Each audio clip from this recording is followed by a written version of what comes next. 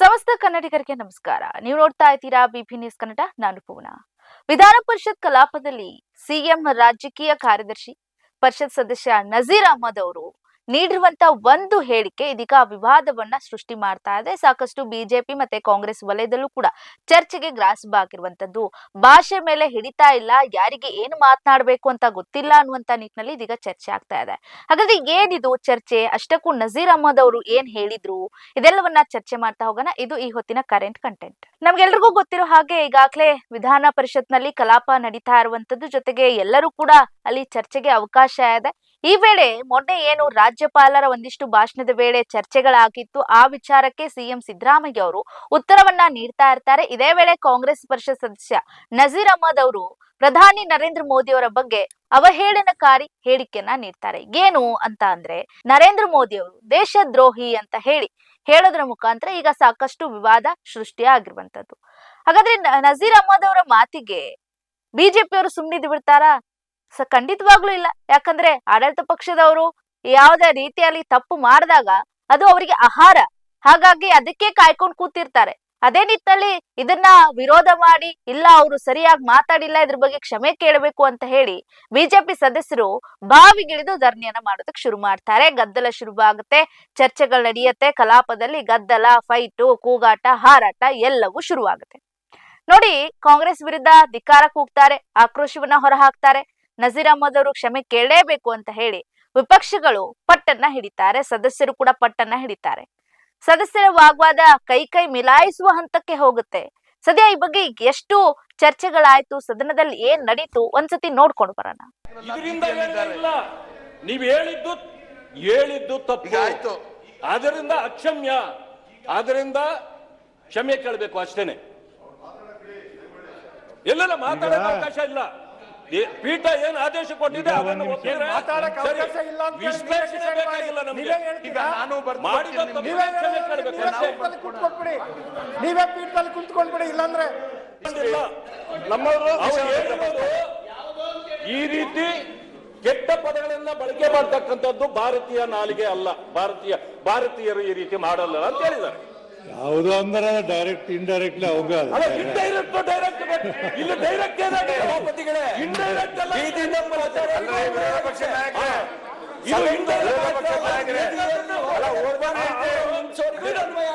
ನೆಪ ಮಾಡಿಕೊಂಡು ಮಾತಾಡೋದು ಸರಿಯಲ್ಲ.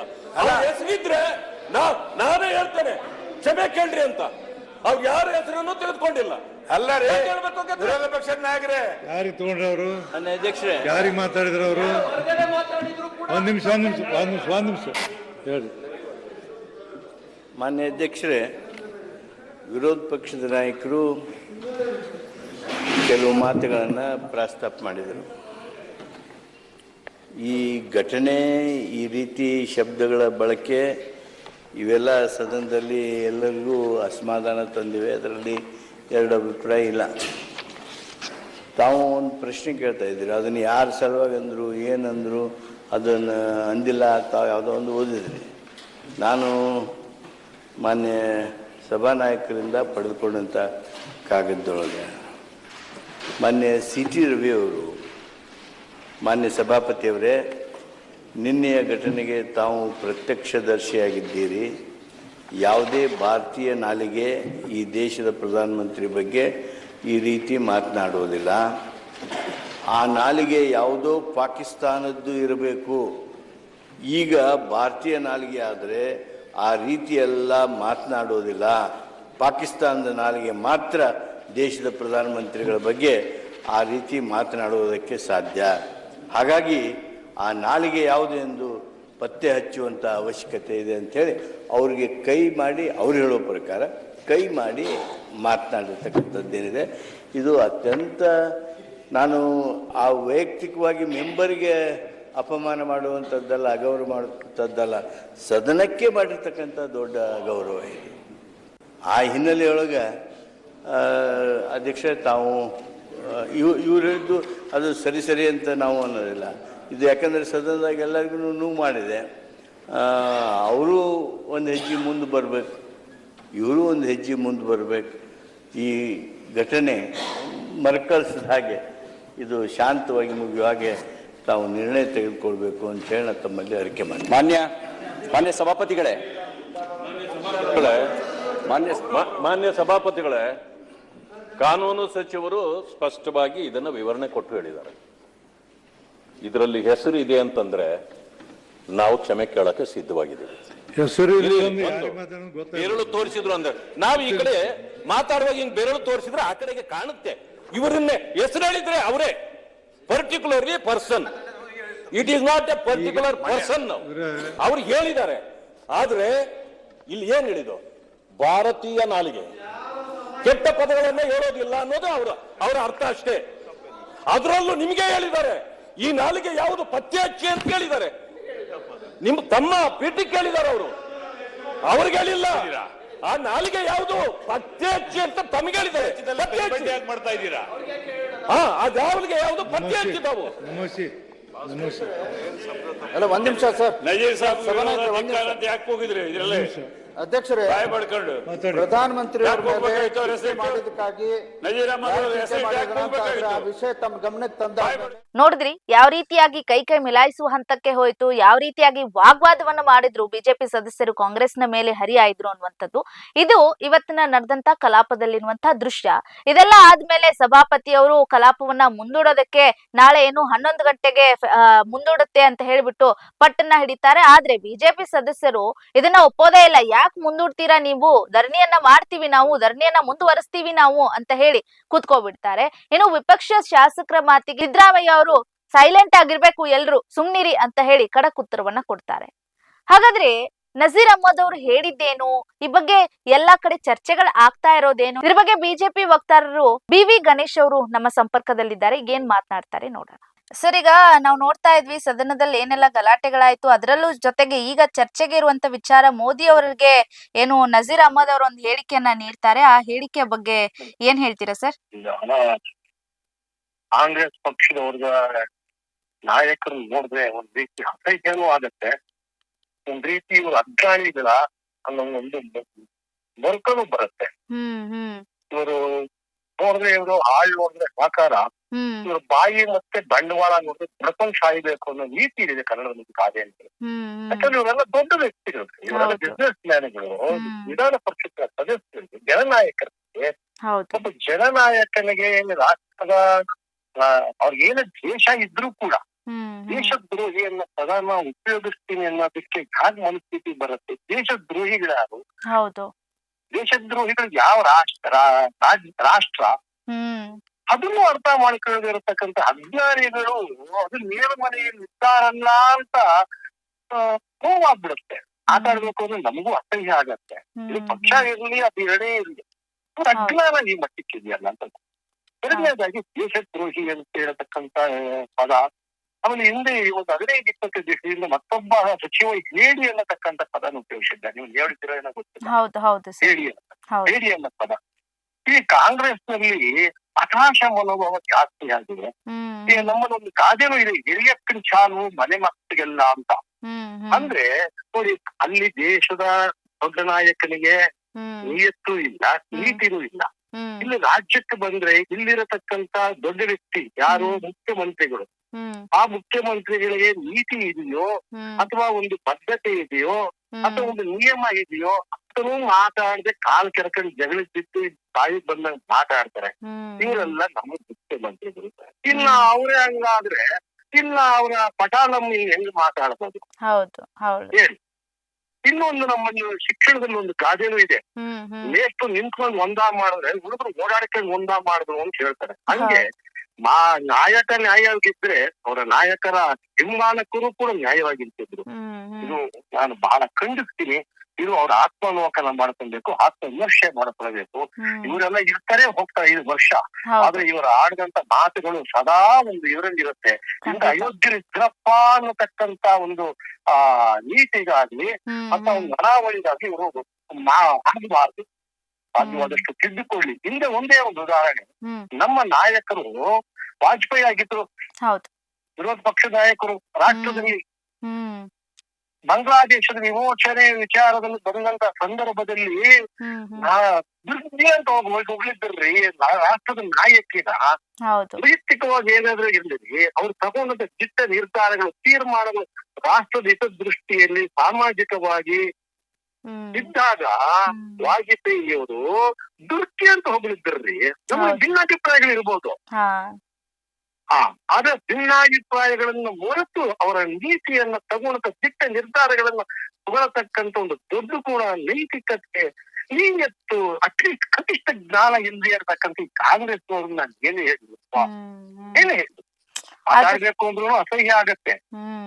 ಇವರೆಲ್ಲ ಸಣ್ಣ ವ್ಯಕ್ತಿಗಳಲ್ಲ, ಈ ನೇರ ಮನೆ ಸದಸ್ಯರು ಆ ಮನೆ ಸದಸ್ಯರಿಗೂ ನಿಜವಾಗ್ಲೂ ನಾಚಿಕೆ ಆಗುತ್ತೆ. ಖಂಡಿತವಾಗ್ಲು ಮುಂದಿನ ದಿನಗಳಲ್ಲಿ ಇವರು ಇರ್ತಾರೆ ಹೋಗ್ಬಿಡ್ತಾರ. ತಿರ್ಗಿ ಅವರೆಲ್ಲ ದೊಡ್ಡ ದೊಡ್ಡ ವ್ಯವಹಾರಸ್ಥರ್ರಿ. ಅವರ ವ್ಯವಹಾರಕ್ಕೆ ಅವರ ವ್ಯಕ್ತಿತ್ವಕ್ಕೆ ಒಂದು ದೊಡ್ಡ ಗುಣ ಬರಬೇಕು, ದೊಡ್ಡ ಬೆಲೆ ಬರಬೇಕು.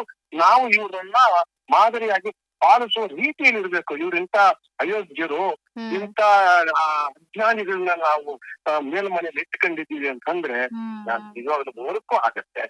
ಖಂಡಿತವಾಗಿ ಕಾಂಗ್ರೆಸ್ ಪಕ್ಷದವ್ರಿಗೆ ದೇಶದವ್ರನ್ನ ಬೈದ್ರೆ ಅಥವಾ ದೇಶದ ನಾಯಕನನ್ನ ಬೈದ್ರೆ ಒಂದು ಪದವಿ ಸಿಕ್ಕತ್ತೆ, ಒಂದು ಮಂತ್ರಿ ಸ್ಥಾನ ಸಿಗತ್ತೆ ಅನ್ನತಕ್ಕಂತ ನೀತಿ ಏನಾದ್ರೂ ಇದ್ರೆ ಇತ್ತೀಚೆಗೆ ಹರಿಪ್ರಸಾದ್ ಅವರು ಅದೇ ಮೇಲ್ಮನೆ ಸದಸ್ಯರು ನಡ್ಕೊಂಡಂತ ರೀತಿನೂ ನೋಡಿದ್ದೀರಾ. ನಾನ್ ಕೈ ತೋರಿಸ್ದೆ ಕಾಲ್ ತೋರಿಸ್ಲಾ ಅಂತ ಹೇಳುವಂತ ಪದಗಳು ಮಕ್ಕಳಿಗೆ ಅರ್ಥ ಆಗಲ್ಲ ಅನ್ಕೊಂಡಿದ್ರೆ, ಜನರಿಗೆ ಅರ್ಥ ಆಗಲ್ಲ ಅನ್ಕೊಂಡಿದ್ರೆ ಅಥವಾ ಇವರೇ ಭಾಷಾ ಪಂಡಿತರ ಅಥವಾ ಇವರೇ ಪರಿಣಿತರ ಯಾರು ಇಲ್ಲ, ನಾವ್ ಮಾತಾಡಿದ ಮಾತು ಎಲ್ಲರೂ ಕೇಳ್ಬೇಕು ಅಂತಿದ್ದೀರಾ? ಇಂತ ಬಹಿರಂಗವಾಗಿ ನೀವು ಅಜ್ಞಾನ ಅಯೋಗ್ಯತನ ಯಾಕೆ ಪ್ರದರ್ಶನ ಮಾಡ್ಕೊಳ್ತೀರಾ? ನೀವು ಹಾಕೊಂಡ್ರು ಬಟ್ಟೆಗೆ, ಕೂತ್ಕೊಂಡ್ರು ಸ್ಥಳಕ್ಕೆ ಆದ್ರೂ ಮರ್ಯಾದೆ ಬೇಡವಾ? ಅಲ್ಲ, ಹೈಕಮಾಂಡ್ ನಾಯಕರನ್ನ ಏನಾದ್ರೂ ಹೊಲಿಸ್ಕೊಳ್ಬೇಕು ಅಂತ ಹೇಳಿ ಈ ತರ ಮಾತಾಡ್ತಿದಾರ ಅಂತ. ಮೇಡಮ್ನವ್ರೆ, ಒಂದ್ಸತಿ ದೇವ್ರನ್ನ ಹೊಂಚ್ಕೊಳ್ಬೇಕಾದ್ರೆ ಕೋಣಾనికి ಬಲಿ ಕೊಡ್ತಾರೆ. ಆದ್ರೆ ಇವ್ರು ಪದವಿ ಸ್ಥಾನ ಕೊಡೋಕೆ, ಇವ್ರ ಬಾಯಿ ಚಪ್ಪಲಿಕ್ಕೆ, ಇವ್ರ ಮಾತಿನಲ್ಲಿ ಇರತಕ್ಕಂತ ಅಜ್ಞಾನವನ್ನು ಏನಾದ್ರು ಪ್ರದರ್ಶನ ಮಾಡ್ತಾ ಇದಾರೆ. ಅವ್ರ ಹೈಕಮಾಂಡ್ ಏನಾದ್ರೂ ಹೇಳ್ಬೇಕು ಅಥವಾ ಇಲ್ಲಿರತಕ್ಕಂತ ಕಾಂಗ್ರೆಸ್ ಪಕ್ಷದ ಅಧ್ಯಕ್ಷರಾದ್ರೂ ಹೇಳ್ಬೇಕು, ಇಲ್ಲ ಅಥವಾ ಇವ್ರಿಗೆಲ್ಲರೂ ಶಾಸಕಾಂಗದ ಪಕ್ಷದ ನಾಯಕರೆನಿಸ್ಕೊಂಡಿರ್ತಕ್ಕಂಥ ನಾಯಕರಾದ್ರೂ ಹೇಳ್ಬೇಕು. ಇವ್ರಿಗೆ ಯಾರಿಗ್ ಬುದ್ಧಿ ಇದೆ, ಯಾರಿಗ್ ಜ್ಞಾನ ಇದೆ, ಯಾರಲ್ಲಿ ನನಗಂತೂ ನಿಜವಾಗಿ ನಮಗಂತೂ ನಾವು ಇದು ಪಕ್ಷಾತೀತವಾಗಿ ನಾನು ಭಾರತೀಯ ಜನತಾ ಪಕ್ಷ ಕಾಂಗ್ರೆಸ್ ಅಂತ ಹೇಳಲ್ಲ. ಆದ್ರೆ ಇದು ನಿಜಕ್ಕೂ ನಾಗರಿಕ ಸಮಾಜದಲ್ಲಿ ಇದೊಂದು ಅಜ್ಞಾನದ ಮೂಲ್ಯದ ಅಯೋಗ್ಯರ ಪ್ರದರ್ಶನದ ಮಾತುಗಳು. ಹೌದು ಹೌದು, ಅದು ನೋಡಿ ಸಿಎಂ ಮುಂದೆನೆ ಕೂಗ್ತಾ ಇರ್ತಾರ ಅವ್ರು, ಅದು ಪದೇ ಪದೇ ಹೇಳ್ತಿರ್ತಾರ. ಆದ್ರೂ ಈ ಸಿಎಂ ಇದ್ರ ಬಗ್ಗೆ ಏನು ಪ್ರತಿಕ್ರಿಯೆ ನೀಡೋದಕ್ ನಿರಾಕರಣೆ ಮಾಡ್ತಾರೆ. ಮೇಡಮ್, ಸಿಎಂ ಏನಾಗ್ಬಿಟ್ಟಿದೆ, ಇರೋ ಅಷ್ಟು ದಿವಸ ನಾನು ಅಲಂಕಾರಿಕ ಸಿಎಂ ಆಗಿದ್ದರೆ ಸಾಕು, ನನ್ ಕುರ್ಚಿ ಯಾರು ಕಿತ್ಕೊಳ್ಳೋದಿದ್ರೆ ಸಾಕು, ಯಾರನ್ನ ಹೆಂಗನ ಕೊಡ್ಕೊಂಡು ಹೋಗ್ಲಿ, ನನ್ಗೇನಾಗ್ಬೇಕು ಅನ್ನತಕ್ಕಂತ ಈ ಜವಾಬ್ದಾರಿತನ, ಅಸಭ್ಯತನ, ಆ ಒಂದು ಬದ್ಧತೆ, ಆ ಒಂದು ಆಡಳಿತದಲ್ಲಿರ್ತಕ್ಕಂಥ ಗರ್ಸನ್ನ ಪ್ರದರ್ಶನ ಮಾಡತಕ್ಕಂತ ನೀತಿ ಅವ್ರು ಒಂದು ಬಿಟ್ಬಿಟ್ಟಿದ್ದಾರೆ. ಎಷ್ಟೇ ಇರ್ತೀನಿ, ಅವ್ರ ಮಗನೇ ಹೇಳಿದ್ರು ನಮ್ಮ ತಂದೆಯರ ರಾಜಕೀಯ ಕೊನೆಯ ಅವಸಾನ ಅಂತ. ನಾನು ಎಷ್ಟೇ ಇರ್ತೀನಿ, ಇದ್ದಕ್ಕೆ ಮಜಾ ಮಾಡ್ಕೊಂಡು ಇಟ್ಕೊಳ್ಳೋಣ, ಹೋಗೋಣ ಅನ್ನೋದಿರ್ತಕ್ಕಂತ ನೀತಿಯಲ್ಲಿ ಅವ್ರು ಇರೋದ್ರಿಂದ ಇವ್ರಿಗೆ ಒಂಥರ ಆಟ ಆಗ್ಬಿಟ್ಟಿದೆ. ನಾಯಕನಿಲ್ಲದ ಕಾಂಗ್ರೆಸ್ ಪಕ್ಷ, ನೀತಿ ಇಲ್ಲದಕ್ಕಂತ ಒಂದು ಕಾಂಗ್ರೆಸ್ ನಾಯಕರು, ಬದ್ಧತೆ ಮತ್ತು ಯಾವ ರೀತಿ ಹೋಗಬೇಕು ಅನ್ನತಕ್ಕಂಥ ಸ್ಪಷ್ಟ ನಿಯಮಗಳು ಇಲ್ಲದೆ ಇರತಕ್ಕಂತ ಕಾಂಗ್ರೆಸ್ಸಿನ ಪ್ರದರ್ಶನ ನಿಜಕ್ಕೂ ಭಾರತೀಯ ಜನತಾ ಪಕ್ಷನೂ ಖಂಡಿಸುತ್ತೆ, ನಾಗರಿಕರು ಖಂಡಿಸ್ತಾರೆ. ಇಂಥ ಅಯೋಗ್ಯನ, ಇಂಥ ಅಜ್ಞಾನಿಗಳನ್ನ ಬೇರೆ ಮನೆಯಲ್ಲಿ ಕುಂಡ್ರಿಸಿ ಕೇಳ್ತಾ ಇದೀವಲ್ಲ ಅನ್ನತಕ್ಕಂತ ಖಂಡಿತ ಬರುತ್ತೆ. ಹೌದು, ಪಕ್ಷಾತೀತವಾಗಿ ನೋಡೋಣ. ದೇಶಕ್ಕೊಬ್ಬ ನಾಯಕ ಬೇಕು. ಆ ನಾಯಕ ಯಾರಾದ್ರೂ ನಿಮ್ಗೆ ಖಂಡಿಸ್ಲಿಕ್ಕೆ ಒಂದು ಪದಗಳಿದೆ, ಖಂಡಿಸ್ಲಿಕ್ಕೆ ನಿಮ್ಗೆ ಹಕ್ಕಿದೆ, ಖಂಡಿಸ್ಲಿಕ್ಕೆ ನಿಮ್ಗೆ ಒಂದು ನೈತಿಕತೆ ಇದೆ. ಆದ್ರೆ ಇಂಥ ಪದಗಳ ದೇಶದ್ರೋಹಿ, ಹೇಳಿ ನಾನ್ ಕೈ ತೋರಿಸ್ಲಿ, ಕಾಲ್ ತೋರಿಸ್ಲಿ, ಏನ್ ಮೇಡಮ್ ಇವರೆಲ್ಲ ಮೇಲ್ಮನೆ ಸದಸ್ಯರು. ಅಲ್ಲ, ತಪ್ಪಾಗಿದ್ರೆ ಅದ್ರ ವಿರುದ್ಧ ಮಾತಾಡ್ಬೇಕು. ಹಂಗಂತ ಹೇಳಿ ಬಾಯಿ ಇದೆ ಅಂತ ಹೇಳಿ ಪದಗಳನ್ನ ಬಳಸ್ತೀವಿ ಅಂತಂದ್ರೆ ಯಾವ ಲೆಕ್ಕಾಚಾರ ಇದು ಕಾಂಗ್ರೆಸ್ನವ್ರದ್ದು ಅಂತ. ಮೇಡಮ್ನವ್ರೆ, ನಾವೆಲ್ಲರೂ ಮುಂದಿನ ದಿನಗಳಲ್ಲಿ ಏನಾಗ್ತದೆ, ನಮ್ಮ ಯುವಜನಾಂಗ, ಯುವಜನತೆ ಮಾತಾಡಬೇಕು, ಯಾರನ್ನ ಮಾದರಿಯಾಗಿ ಇಟ್ಕೊಳ್ಬೇಕು, ಯಾರನ್ನು ನಾವು ಇದು ನೋಡಬೇಕು. ದೇಶದ್ರೋಹಿ ಅನ್ನೋ ಪದ ಅವ್ರಿಗೆ ಏನಷ್ಟು ಹಗುರವಾಗಿ ಮಾತಾಡ್ತಾರೆ ನೋಡಿ ಮೇಡಮ್. ಅವ್ರು ಹಾಕೊಂಡಿರೋ ಸ್ಥಾನಕ್ಕೆ, ಅವ್ರು ಹಾಕೊಂಡಿರೋ ಬಟ್ಟೆಗೆ, ಅವ್ರು ಮಾಡೋ ವ್ಯವಹಾರಕ್ಕೆ, ಅವ್ರು ಕೂತ್ಕೊಂಡು ಸ್ಥಳಕ್ಕೆಲ್ಲ ಬೆಲೆ ಬಿಡ್ತಾರೆ. ಹೌದು, ನಿಜ ನಿಜ. ಹೇಳಿ, ನೀವೇ ಹೇಳಿ. ಬಿಡಿ, ನಾನೊಬ್ಬ ರಾಜಕೀಯ ವಕ್ತಾರನಾಗಿ ಮಾತಾಡೋದು ವಿಚಾರ ಬೇರೆ, ಆತ್ಮವಿಮರ್ಶೆ ಬೇಡವಾ, ಸಂಘ ಕರೆಕಣಿ ಬೇಡ. ಹೌದು, ಪ್ರಧಾನಿ ಅಂತ ಅಂದವಾಗ ಅದು ಅವ್ರದೇ ಆದಂತ ಒಂದು ಗೌರವ, ಬೆಲೆ ಆ ಪೋಸ್ಟಿಗಾದ್ರೂ ಕೊಡ್ಲೇಬೇಕು. ಹೌದು, ಅಷ್ಟು ಅನೀತಿ ಪ್ರದರ್ಶನ, ಅಷ್ಟು ಅಜ್ಞಾನದ ಪ್ರದರ್ಶನ, ಅಷ್ಟು ಅಯೋಗ್ಯತನದ ಪ್ರದರ್ಶನ ಮೇಲ್ಮನೆ ಸದಸ್ಯರು ಮಾಡ್ತಾರೆ ಅಂತಂದ್ರೆ ನಾಳೆ ಮೇಲ್ಮನೆ ಅಂತ ಅನ್ಬೇಕಾ, ಇದು ಅಯೋಗ್ಯರ ಮನೆ ಅನ್ಬೇಕಾ? ಲೆಕ್ಕ ಹಾಕಿಲ್ಲ. ಹೌದು, ಮೊನ್ನೆ ಅಷ್ಟೇ ರಾಜ್ಯಪಾಲರಿಗೆ ಅಷ್ಟೆಲ್ಲ ಮಾಡಿದ್ರು ಅವಮಾನ. ನಾನು ಖಂಡಿತವಾಗ್ಲೂ 70 ವರ್ಷ ಆಡಳಿತ ನಡೆಸಿರತಕ್ಕಂತ ಕಾಂಗ್ರೆಸ್ ನೀತಿಯ ಅಧಃಪತನ, ಅಸಹಾಯಕತೆ ಇದು ಪ್ರದರ್ಶನ ಆಗ್ತಾ ಇದೆ. ಕಾಂಗ್ರೆಸ್ ಪಕ್ಷದ ಮೇಲ್ನೋಡಿರೋರ್ಗು ಏನೋ ನಾವು ಕೂತಿದ್ದೀವಿ ಇದ್ರೆ ಸಾಕು, ಪಕ್ಷ ಯಾವ ರೀತಿ ಹೋಗ್ಬೇಕು, ಯಾವ ರೀತಿ ನಾಯಕರನ್ನು ಸೃಷ್ಟಿ ಮಾಡ್ಬೇಕು, ಯಾವ ರೀತಿ ನಮ್ಮ ಬದ್ಧತೆಯನ್ನು ಪ್ರದರ್ಶನ ಮಾಡಬೇಕು ಅನ್ನತಕ್ಕಂತ ಎಲ್ಲಾದ್ರೂ ಪಾಠ ಹೇಳ್ಕೊಡ್ಬೇಕು. ಹೇಳ್ಕೊಡೋ ವ್ಯಕ್ತಿಗಳು ಯಾರಿದ್ದಾರೋ ಎಲ್ಲಿದ್ದಾರೋ ಗೊತ್ತಿಲ್ಲ. ಹಾಗಾಗಿ ಇದಂತೂ ನಮ್ಮ ಕರ್ನಾಟಕ ರಾಜ್ಯದ ಮೇಲ್ಮನೆಯ ಕೆಳಮಟ್ಟಕ್ಕೆ ಹೋಗ್ಬಿಟ್ಟಿದೆ ಮೇಡಮ್. ಮೇಲ್ಮನೆ ಅಂತ ಹೇಳ್ಕೊಳ್ಳಿಕ್ಕೂ ಕೂಡ ಬಚ್ಚಲ್ ಮನೆ ಆಗ್ಬಿಟ್ಟಿದೆ. ರಾಜಕೀಯ ಸಂಸ್ಕೃತಿ ಏನಿದೆ ಅನ್ನೋದೇ ಈಗ ಗೊತ್ತಾಗ್ತಾ ಇಲ್ಲ, ಹಂಗಾಗಿದೆ ನೋಡುಗರಿಗೆ. ಬಚ್ಚಲ್ ಮನೆಯಲ್ಲಾದ್ರೂ ಹೋಗ್ ಬಂದ್ರೆ ಶುದ್ಧಿ ಆಗ್ತಾರೆ, ಇನ್ನೊಂದಕ್ಕೋದ್ರೂ ಶುದ್ಧ. ಇದು ಎಲ್ಲದಕ್ಕಿಂತ ಕಡೆ ಪದ. ನಾನು ಖಂಡಿತವಾಗ್ಲೂ ಭಾರತೀಯ ಜನತಾ ಪಕ್ಷದ ಪರವಾಗಿ ಕಳಿಸೋದಂದ್ರೆ ಒಬ್ಬ ನಾಗರಿಕನಾಗಿ ಇಡೀ ರಾಜ್ಯದ ಜನತೆಯ ನಾಗರಿಕರ ಪರವಾಗಿ ಖಂಡಿಸ್ತೀನಿ. ಬಸವರಾಜ ಹೊರಟ್ಟರು ಹೇಳ್ತಿದ್ರು, ದೇಶದ ಕ್ಷಮೆ ಆದ್ರೂ ಕೇಳ್ರಿ ಫಸ್ಟ್ ಅಂತ. ಈ ಕ್ಷಮೆ ಕೇಳಕ್ಕೂ ಇವರು ಕಥೆ ಪುರಾಣ ಹೇಳ್ತಾರೆ ಅಂತಂದ್ರೆ, ಅದಕ್ಕೂ ಸಮರ್ಥನೆ ಮಾಡ್ಕೊಳ್ತಾರೆ ಅಂತಂದ್ರೆ, ನಾನ್ ನಿಜವಾಗ್ಲು ಇವರು ವಿದ್ಯಾವಂತರಲ್ಲ, ಇವರು ಬುದ್ಧಿವಂತರು ಅಲ್ಲ. ಈ ಕಡೆ ಅಜ್ಞಾನಿಗಳಾದ್ರೆ ಬುದ್ಧಿ ಕಲಿಸ್ಬೇಕು.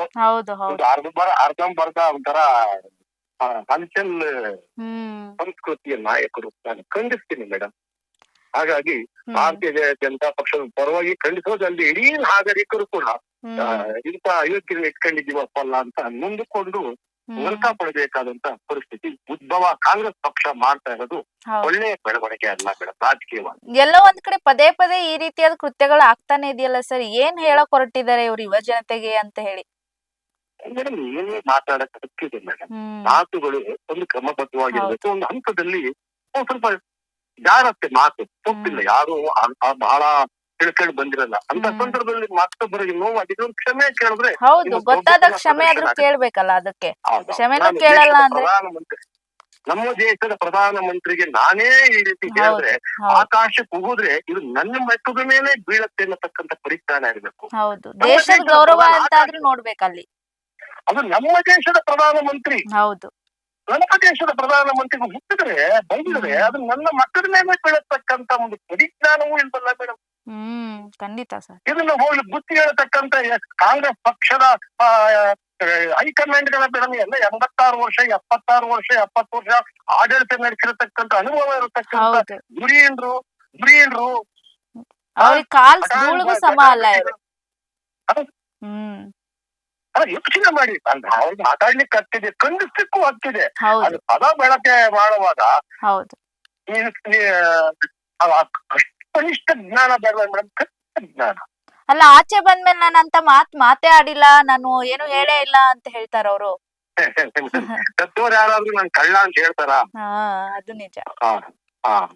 ತದ್ದೋರು ಯಾರಾದ್ರೂ ಕಳ್ಳ ಅಂತ ಹೇಳ್ತಾರ? ಈಗ ಮೂಡ ಆಡಳಿತದಲ್ಲಿ ಏನಾಯ್ತು ಅಂತ 10 ಲಕ್ಷ ಸಹಿತ ವಾಪಸ್ ಕೊಟ್ಟಿಕ್ಕೆ ಎಲ್ಲ ಆಗೋಯ್ತಲ್ಲ ಮೇಡಮ್. ಯಾರಾದ್ರೂ ನಾನ್ ಮಾಡಿದ್ದೆ ಅಂತ ಹೇಳಿದವ್ರು ಇದಾರ? ಅಲ್ಲ, ಈಗ ನೋಡಿ ಸಿಎಂ ಕೂಡ ಮೌನ ವಹಿಸಿದ್ದಾರೆ. ಹಂಗಾದ್ರೆ ಅವ್ರಿಗೆ ಅವ್ರು ಮಾತಾಡಿ ಸರಿ ಅನ್ಸಿದ್ಯಾ ಅಂತ, ಒಪ್ಪಿಗೆ ಇದೆಯಾ ಅಂತ ಅವರಿಗೆ? ಕೆಲವು ಸತಿ ಕೊಚ್ಚೆ ಮೇಲೆ ಕಲ್ಲು ಹಾಕಿದ್ರೆ ಕಲ್ಲಿಗೇನು ಆಗಲ್ಲ, ಹಾಕಿದವ್ರ ಮೇಲೆ ಬರ್ತದೆ. ಇದು ಪಚ್ಚಲ್ ಬಾಯಿ ಅಂತ ಹೇಳದ್ನಲ್ಲ, ಇವ್ರಿಗೆ ಹಕ್ಕಿರ್ಬೋದು ಮಾತಾಡ್ಲಿಕ್ಕೆ, ಹಕ್ಕಿರ್ಬೋದು ಮೇಡಮ್. ಆದ್ರೆ ತಾನು ಮಾತು ಹೇಳ್ತಾರಲ್ಲ, ಅವರ ಬಾಯಿ ಅವರ ಬಂಡವಾಳ ಹೇಳತ್ತಂತೆ. ಹೌದು, ಅವರ ನಡತೆ ಅವರ ಯೋಗ್ಯತೆ ಹೇಳತ್ತಂತೆ. ಖಂಡಿತ. ನಾನ್ ಯಾಕೆ ಮೇಡಮ್, ಅವ್ರ ಬೈಯಕ್ ಹಕ್ಕಿದೆ, ಬೈದು ಬಿಡಿ, ಚೆನ್ನಾಗಿರೋ ತೀರ್ಮಾನ ಮಾಡಕ್ಕೆ. ಹೌದು ಮೇಡಮ್, ನನಗೆ ನೀವೇನೋ ಒಂದು ಮಾತ್ರಕ್ಕೆ ನನ್ನ ವ್ಯಕ್ತಿತ್ವ ಹಾಳಾಗಲ್ವಲ್ಲ. ನೀವು ನಿಮ್ಮ ಮನಸ್ಥಿತಿ ಸರಿ ಇಲ್ಲದಿದ್ದರೆ ಅಥವಾ ನೀವು ಆ ಜ್ಞಾನದ ಪ್ರದರ್ಶನ ಮಾಡ್ತಿದ್ರೆ ನಾನ್ ಯಾಕೆ ಮೇಡಮ್ ತಲೆಗೆ? ಆನೆ ಹೋಗುವಾಗ ಏನೋ ಇದಾದ್ರೆ ಬೊಗಳಿದ್ರೆ ನಮ್ಗೆ ಆಗ್ತದೆ. ನಮ್ಗೆ ನೀತಿ ಇದೆ, ಸ್ಪಷ್ಟತೆ ಇದೆ, ಸದೃಢತೆ ಇದೆ, ಹೌದು ದೇಶದ ಬದ್ಧತೆ ಇದೆ. ಹೌದು ವಿಶ್ವ ಮಟ್ಟದಲ್ಲಿ ವಿಶ್ವ ಗುರು ಅಂತ ಏನೋ ಅದು ಒಂದು ಪದ ಉಪಯೋಗಿಸಿದ್ರು. ವಿಶ್ವ ಗುರು ಅಂತ ಹೇಳಕ್ಕೆ ಅವ್ರಿಗೆ ಪದ ಇದೆಯಾ, ಅವ್ರಿಗೆ ಹೇಳಕ್ ಬರ್ತದ? ಹೌದು ಹಾಗಾಗಿ ಮೇಡಮ್ ಅವರ ಆತ್ಮಾವ ವಿಮರ್ಶೆ ಮಾಡಿಕೊಳ್ಳಿ, ಆತ್ಮಾವಲೋಕನ ಮಾಡಿಕೊಳ್ಳಿ. ಸಾಧ್ಯವಾದಷ್ಟು ಮುಂದಿನ ದಿನಗಳಲ್ಲಿ ಇಂಥ ನಾಗರಿಕ ಸಮಾಜದಲ್ಲಿ ಸದ್ಬಳಕೆಯ ಪದಗಳು ಕನ್ನಡದಲ್ಲಿ ಇದೆ. ಹೌದು ಆ ಕನ್ನಡಕ್ಕೂ ಅವಮಾನ ಮಾಡಬೇಡ. ಹೌದು ನಿಜ ನಿಜ ಸರ್. ಮಾತಾಡ್ಲಿಕ್ಕೆ ಬರ್ಲಿಲ್ಲ ಅಂತಂದ್ರೆ ಇದು ದೇಶದ್ರೋಹ ಅನ್ನೋ ಪದ ಕನ್ನಡ ಅಚ್ಚ ಕನ್ನಡ ಪದದಲ್ಲಿ ಯಾವಾಗ ಬಳಸಬೇಕು, ಕನ್ನಡ ಬರ್ಲಿಲ್ಲ ಕನ್ನಡ ಭಾಷೆಗೂ ಅವಮಾನ ಮಾಡಕ್ ಬೇಡ, ಹ್ಮ್ ಆ ಭಾಷೆಗೂ ಅವಮಾನ ಮಾಡಕ್ ಬೇಡ. ಹಾಗಾಗಿ ಇದನ್ನ ನಾನು ಇಡೀ ರಾಜ್ಯದ ನಾಗರಿಕರ ಪರವಾಗಿ ಖಂಡಿಸುವುದಲ್ಲದೆ ಅಲ್ಲಿ ರಾಜಕೀಯ ಚರ್ಚೆ ಆಗ್ತಿರೋದು ರಾಜಕೀಯ ಪಕ್ಷವಾಗಿ ಭಾರತೀಯ ಜನತಾ ಪಕ್ಷ ಖಂಡಿಸುತ್ತೆ. ಇಂಥ ಅಯೋಗ್ಯತನ ಅಜ್ಞಾನಿಗಳನ್ನು ಇಟ್ಕೊಂಡಿರ್ತಕ್ಕಂಥ ಕಾಂಗ್ರೆಸ್ ಪಕ್ಷ ಆತ್ಮಾವಲೋಕನ ಮಾಡಿಕೊಳ್ಬೇಕು. ಅದರಲ್ಲಿ ಇರತಕ್ಕಂಥ ಹಿರಿಯರು ಕೂಡ ಒಂದಷ್ಟು ಪಾಠ ಮಾಡಬೇಕು. ಓಕೆ ನಮ್ಮ ಸಂಸ್ಕೃತಿ ಅಲ್ಲಪ್ಪ, ನಮ್ಮ ಸಂಸ್ಕಾರ ಅಲ್ಲ, ಹೌದು ಇದು ನಮ್ಮ ದೇಶದ ರಾಜಕೀಯ ಚಿಂತನೆಯ ಚಾವಡಿ. ಇಲ್ಲೆಲ್ಲ ಹಿಂಗ್ ಮಾತಾಡಿದ್ರೆ ನಮ್ ಜನ ಏನಂತಾರೆ, ನಮ್ಮನ್ನ ಏನಂತ ಕರ್ತಾರೆ, ನಾವ್ ಆಚೆಗೆ ಹೋಗಿದ್ರೆ ನಮ್ಮನ್ನ ಯಾವ ರೀತಿ ನೋಡ್ತಾರೆ. ಹೌದು ಇವರೇ ಹೇಳ್ತಿದ್ರು ಇವತ್ತು ರಾಜಕಾರಣಿಗಳಂದ್ರೆ ಕಳ್ಳರು ಅಂತ ಹೇಳ್ತಾರೆ, ಆಚೆ ಹೋಗಿ ಆಚೆ ಆಗ್ತದೆ ಅಂತ ಹೇಳ್ತಿದ್ರು ಅಲ್ವಾ? ಹೌದು ಹೌದು ಹೌದು. ಈಗಿಂತ ಪದಗಳು ಬಳಸೋದ್ರಿಂದ ಇವ್ರು ಏನನ್ಬೇಕು ಅಂತ ಅವರೇ ತೀರ್ಮಾನ ಮಾಡಿದ್ದಾರೆ. ಅವ್ರಿಗೇನಂದ್ರೆ ನಮ್ ಸರ್ಕಾರ ಇದೆ ಬಿಡು, ನೋಡ್ಕೊಳ್ಳೋಣ, ಇದು ಎಲ್ಲ ನಮ್ ಕೈಯಲ್ಲೇ ಇದೆಯಲ್ಲ ಅನ್ನುವಂಥದ್ದು ಒಂದು ದಿಮಾಕು ದರ್ಪ ಕಾಂಗ್ರೆಸ್ನವ್ರಿಗೆ. ಏನೇ ಹೊಡಿ ಮೇಡಮ್, ಏನೇ ಇದ್ದರೂ ಕೂಡ ಒಂದಷ್ಟು ನೀತಿ ಅಂತ ಎಲ್ಲರಿಗೂ ಇರುತ್ತೆ. ಹೌದು ಅವ್ರದೇ ಪಕ್ಷ ಇರ್ಬೋದು, ಅವ್ರದೇ ಆಡಳಿತ ಇರ್ಬೋದು, ಅವ್ರ ಆಡಳಿತ ಪಕ್ಷದಲ್ಲಿ ಇದ್ರೂ ಕೂಡ ಅವ್ರ ಪದ ಅವರು ನಾವು ಗೌರವಿಸ್ತೀವಿ, ಗಮನಿಸ್ತೀವಿ. ಹಾಗಾಗಿ ಇಂಥ ಪದಗಳ ಬಳಕೆ ನಾನು ಸಹಿಸಲ್ಲ. ಇಂದಿರಾ ಗಾಂಧಿ ಅವರಿಗೆ ವಾಜಪೇಯಿ ಅವರು ನೃತ್ಯ ಅಂತ ಇರಲಿಲ್ಲ ಮೇಡಮ್. ಇಂಥ ಮೇಲ್ಪಂಕ್ತಿ ಹಾಕೊಟ್ಟ ನಾಯಕನ ಪಕ್ಷ ನಮ್ಮದು. ಹೌದು ಹಾಗಾಗಿ ಕಾಂಗ್ರೆಸ್ ಪಕ್ಷದವರು ಆತ್ಮಾವಲೋಕನ ಮಾಡ್ಕೊಳ್ಳಿ ಅಂತ ನಾನು ಆಶಿಸ್ತೀನಿ, ಇದನ್ನ ಕಟ್ಟಿಸ್ತೀನಿ. ಥ್ಯಾಂಕ್ ಯು ಸರ್ ತಮ್ಮೆಲ್ಲ ಮಾಹಿತಿಗಾಗಿ ಇಷ್ಟೊತ್ತೊಂದ್ ಜೊತೆಗೆ ಮಾತಾಡ್ತೀನಿ. ನೋಡಿ, ಕೇವಲ ಒಂದು ಮಾತು ಎಷ್ಟು ಚರ್ಚೆನ ಹುಟ್ಟಾಕತ್ತೆ. ಆದ್ರೆ ಆ ಪದ ಬಳಕೆ ಏನಿದೆ, ನಾವು ಯಾರಿಗ್ ಮಾಡ್ತಾ ಇದೀವಿ, ಯಾಕೆ ಮಾಡ್ತಾ ಇದೀವಿ, ಅದನ್ನ ನಾವು ಸ್ವಲ್ಪ ಆಲೋಚನೆ ಮಾಡ್ಬೇಕು. ಒಂದು ಮಾತಿನಿಂದ ಸಭಾಪತಿ ಬಸವರಾಜ್ ಹೊರಟ್ಟಿ ಅವ್ರು ಹೇಳ್ತಾರೆ ಕಲಾಪವನ್ನ ಮುಂದೂಡಬೇಕು ಅನ್ನೋ ರೀತಿಯಲ್ಲಿ ಮಾತನಾಡ್ತಾರೆ ಅಂದ್ರೆ ಎಷ್ಟು ಗಂಭೀರವಾಗಿರುತ್ತೆ. ಆ ಸದನದಲ್ಲಿ ನಿಲ್ಲುವಷ್ಟು ಎಷ್ಟು ಒಂದು ಅವಹೇಳನಕಾರಿ ಹೇಳಿಕೆ ಇದು. ನಾನು ಯಾರಿಗ್ ಮಾತನಾಡ್ತಾ ಇದ್ದೀನಿ ಮೊದಲು ಅದನ್ನ ತಿಳ್ಕೊಬೇಕು. ಪ್ರಧಾನಿ ದೇಶದ ಪ್ರತಿನಿಧಿ ಅಂತ ಹೇಳ್ತೀವಿ ನಾವು. ದೇಶದ ಪ್ರತಿನಿಧಿ, ದೇಶದ ಗೌರವ, ದೇಶದ ಒಂದು ಸಂವಿಧಾನದಲ್ಲಿ ಇರುವಂತಹ ಒಂದು ಗೌರವ ಹುದ್ದೆ ಪ್ರಧಾನಿಯವರದು. ಅಂತವ್ರಿಗೆ ನೀವು ದೇಶದ್ರೋಹಿ ಅನ್ನುವಂತ ಪದವನ್ನ ಯೂಸ್ ಮಾಡ್ತೀರಿ ಅಂತ ಅಂದ್ರೆ ಕೇವಲ ಒಂದು ಟೀಕೆ ಮಾಡೋದಕ್ಕೋಸ್ಕರ ದೇಶದ ಗೌರವದ ಮೇಲೆ ನೀವು ಹೊಡೆತ ಹಾಕ್ತೀರಿ ಅಂತಂದ್ರೆ ಯಾವ ರೀತಿಯಾಗಿ ನೀವು ರಾಜಕೀಯನ ಮಾಡ್ತೀರಿ, ಯಾವ ರೀತಿಯಾಗಿ ದೇಶದ ಒಬ್ಬ ವ್ಯಕ್ತಿಗೆ ನೀವು ಗೌರವನ ಕೊಡ್ತೀರಿ. ದೇಶದಲ್ಲಿ ಇರುವಂತಹ ಒಂದು, ಅದು ಏನು ಸಾಮಾನ್ಯ ಹುದ್ದೆ ಅಲ್ಲ, ಅದು ಇಡೀ ದೇಶವನ್ನ ರೆಪ್ರೆಸೆಂಟ್ ಮಾಡುವಂತ PM ಹುದ್ದೆ. ಅಂತವ್ರಿಗೆ ಈ ರೀತಿ ಪದವನ್ನ ಹೇಳ್ತೀರಾ ಅಂತಂದ್ರೆ ಸರಿ ಅನ್ಸುತ್ತಾ ನಿಮಗೆ? ಇನ್ ನೋಡಿ, ಅಲ್ಲಿ CM ಅವರು ಇರ್ತಾರೆ, ಅವ್ರು ಹೇಳ್ಬೇಕಾದ್ರೆ ಅವ್ರ ಸಮ್ಮುಖದಲ್ಲೇ ಈ ರೀತಿಯಾಗಿ ಹೇಳ್ತಾರೆ, ಆದ್ರೂ ಕೂಡ ಅವರು ಮೌನ ವಹಿಸ್ತಾರೆ. ಯಾಕೆ? ಅವ್ರ ಪಕ್ಷದವ್ರು ಅಂತಾನ? ಅದೇ ಏನಾದ್ರು ಅಪೋಸಿಟ್ ಲೀಡರ್ ಅಲ್ಲಿ ಪಾರ್ಟಿಯಲ್ಲಿ ಇರೋರು ಏನಾದ್ರು ಮಾತನಾಡಿದ್ರೆ ಸುಮ್ನೆ ಇರ್ತಿದ್ರ ಇವರು? ಇಲ್ಲ, ಇವರ ಆಡಳಿತ ಇದೆ ಅಂತ ಹೇಳಿ ತಮ್ಮ ಒಬ್ರು ಒಂದು ಸದಸ್ಯರು ಅನ್ಕೊಂಡು ಸುಮ್ನೆ ಇರ್ತಾರಲ್ಲ, ಯಾವ ರೀತಿ ಇದು? ನಿಮಗಂದ್ರೆ ನೀವು ಸುಮ್ನೆ ಇರ್ತಿದ್ರ? ಇಲ್ಲ. ಇನ್ನು ಪ್ರತಿಪಕ್ಷ ನಾಯಕ ಚಲವಾದಿ ನಾರಾಯಣ ಸ್ವಾಮಿ ಅವರು ಕೂಡ ಒಂದಿಷ್ಟು ಮಾತನಾಡ್ತಾರೆ. ಪ್ರಧಾನಿಯ ಕಾಲ್ ಧೂಳಿಗೂ ನೀನ್ ಸಮಾನ ಅಲ್ಲ ಅಂತ ಹೇಳಿ ಅವ್ರು ಮಾತನಾಡ್ತಾರೆ. ಇನ್ನು ಈ ಬಗ್ಗೆ ಏನ್ ಮಾತನಾಡಿದ್ದಾರೆ ನಾರಾಯಣ ಸ್ವಾಮಿ ಅವರ ಒಂದು ಬೈಟ್ ಇದೆ, ನೋಡ್ಕೊಂಬರೋಣ. ಈ ಬಗ್ಗೆ CP ರವಿ ಅವರು ಕೂಡ ಮಾತನಾಡಿದ್ದಾರೆ. ಏನ್ ಮಾತನಾಡಿದ್ದಾರೆ ನೋಡ್ಕೊಂಬರೋಣ. ನೋಡಿ, ರಾಜಕೀಯ ಟೀಕೆಗಳನ್ನ ಮಾಡ್ತೀವಿ ಅಂತಂದ್ರೆ ಸಾಧಕ ಬಾಧಕಗಳನ್ನ ಟೀಕೆ ಮಾಡಿ, ನಿಮ್ಮ ಆಡಳಿತ ಪಕ್ಷದಲ್ಲಿದ್ದಾಗ ಈ ಕೆಲಸಗಳನ್ನ ನಾವು ಮಾಡ್ತಾ ಇದ್ವಿ, ಅದಾಗಿಲ್ಲ, ನೀವು ಇದನ್ನ ಚೇಂಜ್ ಮಾಡಿದಿರ, ಏನ್ ಈ ಮನ್ರೇಗಾ ಯೋಜನೆ ಆಗಿರ್ಬೋದು, ಜಿ ಯೋಜನೆ ಬಗ್ಗೆ ಆಗಿ ನೀವು ಮಾತನಾಡ್ತಿರಲ್ಲ ಅಂತ ವಿಚಾರವಾಗಿ ಮಾತನಾಡಿ. ಆದ್ರೆ ಅದಕ್ಕೂ ಒಂದು ಒಬ್ಬರ ನಾಯಕರನ್ನ ನಾವು ಟೀಕೆಗೆ ಒಳಪಡಿಸ್ತಾ ಇದೀವಿ, ಒಬ್ಬ ನಾಯಕರಿಗೆ ನಾವು ಟೀಕೆ ಮಾಡ್ತಿದೀವಿ ಅಂದ್ರೆ ಅದಕ್ಕೆ ಒಂದಿಷ್ಟು ಮಿತಿ ಇತಿಗಳಂತ ಇರತ್ತೆ. ಅಂತ ಪದಗಳನ್ನ ನೀವು ಯೂಸ್ ಮಾಡ್ಬೇಕು. ಆ ಮಿತಿ ಇತಿಗಳನ್ನ ನೋಡ್ಕೊಂಡು ಟೀಕೆ ಮಾಡ್ಬೇಕು. ಆದ್ರೆ ಆಡಳಿತದ ವೈಫಲ್ಯ ಚರ್ಚೆನ ಮಾಡೋದು ಬೇರೆ, ಒಬ್ಬ ದೇಶದ ಗೌರವಾನ್ವಿತ ವ್ಯಕ್ತಿಯ ಬಗ್ಗೆ ನಾವು ಟೀಕೆ ಮಾಡೋದು ಬೇರೆ, ನಿಂದನೆ ಮಾಡೋದು ಬೇರೆ. ವೈಯಕ್ತಿಕ ಪದಗಳಂತ ಬಂದಾಗ ನೋಡಿ, ದೇಶದ್ರೋಹ ಅಥವಾ ಏನು ದ್ರೋಹಿ ಅಂತ ಹೇಳೋದು ನಾವು ಯಾರಿಗ್ ಹೇಳ್ತಾ ಇದೀವಿ? ಸಂವಿಧಾನಾತ್ಮಕ ಹುದ್ದೆಗೆ ಅವಮಾನ ಮಾಡ್ದಂಗ ಅಲ್ವಾ ಇದು? ಪ್ರಧಾನಿ ವ್ಯಕ್ತಿ ಮಾತ್ರ ಅಲ್ಲ, ಅವರು ಒಂದು ದೇಶದ ಹುದ್ದೆಯನ್ನ ನಿಭಾಯಿಸ್ತಾ ಇರ್ತಾರೆ, ದೇಶದ ಪ್ರತಿನಿಧಿ ಆಗಿದ್ದಾರೆ. ಜೊತೆಗೆ ಇದೆಲ್ಲವನ್ನ ನೀವು ಸದನದಲ್ಲಿ ಮಾತನಾಡ್ತೀರಿ ಅಂದ್ರೆ ಸದನದಲ್ಲಿ ಎಷ್ಟು ಜನ ನೋಡ್ತಿರ್ತಾರೆ? ನೀವು ಮಾತನಾಡುವಂತ ಮಾತುಗಳನ್ನ, ಯಾವ ರೀತಿಯಾಗಿ ನೀವು ಹೋರಾಟ ಮಾಡ್ತಾ ಇದ್ದೀರಾ, ಯಾರ ಒಂದು ಬಡತನಕ್ಕೆ ರೇಖೆಯಲ್ಲಿರುವಂತ ಏನು ಅವರಿಗೆ ಸಿಗ್ಬೇಕಾದಂತ ಸೌಲಭ್ಯಗಳಿಗೆ ಎಷ್ಟು ಹೊಡೆದಾಡ್ತಾ ಇದ್ದೀರಾ, ನೀವು ಏನೆಲ್ಲ ಚರ್ಚೆ ಮಾಡ್ತಾ ಇದ್ದೀರಾ ಅಂತ ಹೇಳಿ ಯುವ ಜನತೆ ನಿಮ್ಮನ್ನ ನೋಡ್ಕೊಂಡು ಕೂತಿರ್ತೆ. ಅಂತ ಯುವ ಜನತೆಗೆ ನೀವು ಒಬ್ಬ ಮೋದಿ ಅವರಿಗೆನೆ ದೇಶದ್ರೋಹಿ ಇವನು ಅಂತ ಹೇಳ್ತೀರಾ ಅಂದ್ರೆ, ದೇಶದ ಪ್ರತಿನಿಧಿಗೆ ದೇಶದ್ರೋಹಿ ಅಂತ ಹೇಳ್ತಿದ್ದೀರಾ ಅಂದ್ರೆ ನಿಮ್ಮ ಮನಸ್ಥಿತಿ ಯಾವ ರೀತಿಯಾಗಿದೆ ನೋಡಿ. ಹಿಂದೆ ಕೂಡ ನಾವು ನೋಡ್ತಾ ಇದ್ವಿ, ಚೌಕಿದಾರ ಅನ್ನುವಂತ ಪದ ಬಳಕೆ ಆಯ್ತು. ಅವಾಗೂ ಕೂಡ ವೈಯಕ್ತಿಕ ಪದಗಳ ವಿವಾದ ಏನಿದೆ ಅದು ನ್ಯಾಯಾಲಯದ ತನಕ ಹೋಯ್ತು. ಆ ರೀತಿಯಾಗಿ ಸದನದಲ್ಲಿ ಚರ್ಚೆಗಳಾಯ್ತು, ಭಾಷೆ ಬಗ್ಗೆ ರಾಷ್ಟ್ರವ್ಯಾಪ್ತಿ ಚರ್ಚೆಗಳಾಯ್ತು. ಪ್ರಧಾನಿ ಯಾವ ಭಾಷೆ ರಾಜಕೀಯ, ಇದು ಯಾವ ರೀತಿಯಾಗಿ ನೀವು ಮಾಡ್ತಾ ಇರೋದು? ಪಕ್ಷದ ಪ್ರಶ್ನೆನಾ ಅಥವಾ ರಾಜಕೀಯ ಪ್ರಶ್ನೆನಾ? ಹೀಗೆ ನೀವು ಮಾತನಾಡಿದ್ರೆ ಭವಿಷ್ಯದ ರಾಜಕೀಯ ಸಂಸ್ಕೃತಿ ಎಲ್ಲಿ ಹೋಗಿ ನಿಲ್ಲುತ್ತೆ ಅನ್ನುವಂಥದ್ದು ಪ್ರಶ್ನೆ. ಏನಾಗ್ಬಹುದು ನಾಳೆ ನಮ್ಮ ರಾಜಕೀಯ ಅನ್ನುವಂತ ಒಂದು ಪ್ರಶ್ನೆ ಬರುತ್ತೆ. ಬಿಜೆಪಿಯವರು ಅಮಾನತಿಗೆ ಬೇಡಿಕೆ ಮಾಡ್ತಾರೆ. ವಿಧಾನಸಭೆಯಲ್ಲಿ ವಿಧಾನ ಪರಿಷತ್ ಗದ್ದಲಲ್ಲಿ ಒಂದಿಷ್ಟು ಗದ್ದಲ ಶುರು ಆಗುತ್ತೆ. ರಾಜಕೀಯ ಮುಖಾಮುಖಿಗಳು ಎರಡೂ ಇರಬೇಕು. ಏನೇನ್ ಆಗಿದೆ, ಏನೇನಿಲ್ಲ, ಅವಕಾಶಗಳಿಗೆ, ಚರ್ಚೆಗಳಿಗೆ ಸಮಯ ಸಿಗ್ಬೇಕು. ಆದ್ರೆ ಆ ಸಮಯ ಆದಷ್ಟು ಉಪಯೋಗ ಆಗುವಂತದ್ದು ಇರ್ಬೇಕು, ಬಿಟ್ರೆ ವಿವಾದ ಹೆಚ್ಚಿಸುವಂತದ್ದು ಆಗ್ಬಾರ್ದು. ಸದನದಕ್ಕೆ ಅದರದೇ ಆದಂತ ಗೌರವ ಇರುತ್ತೆ. ಮೊನ್ನೆ ಅಷ್ಟು ಕೂಡ ನೀವು ಏನು ರಾಷ್ಟ್ರಪತಿಗಳಿಗೆ ಎಷ್ಟೊಂದು ಅವಮಾನ ಮಾಡಿದ್ರಿ, ಅದ್ರ ಬಗ್ಗೆ ಮಾತನಾಡ್ತಾ ಇದ್ದಾಗ ಅದ್ರ ಬಗ್ಗೆ ಮಾತನಾಡ್ಬೇಕು. ಯಾಕೆ ಮೋದಿ ಬಗ್ಗೆ ಮಾತನಾಡ್ಬೇಕಿತ್ತು?